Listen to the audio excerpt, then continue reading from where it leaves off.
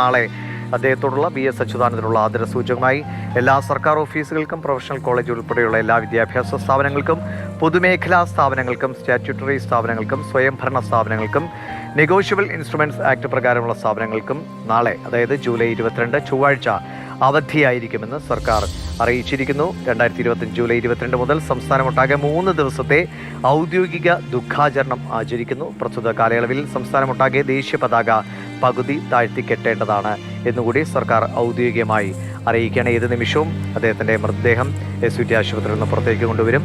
AKG പഠന ഗവേഷണ കേന്ദ്രത്തിലേക്ക്. ഇപ്പോൾ തന്നെ യുവാക്കളടക്കമുള്ളവർ അദ്ദേഹത്തിൻ്റെ ചിത്രമടങ്ങിയ കാർഡുകളുമായി തങ്ങളുടെ പ്രിയ നേതാവിനെ കാത്തു നിൽക്കുകയാണ്. പേടിപ്പിക്കരുത് എന്ന് VS പറഞ്ഞതിന് വലിയ അർത്ഥങ്ങളുണ്ട്.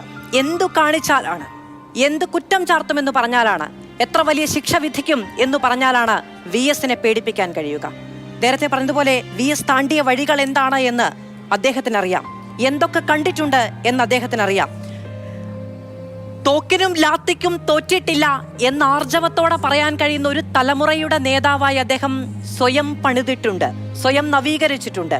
അങ്ങനെ മരണത്തെയോ ക്യാപിറ്റൽ പണിഷ്മെന്റിനെയോ പേടിച്ചു വീട്ടിലിരുന്ന ഒരാളല്ല VS അച്യുതാനന്ദൻ.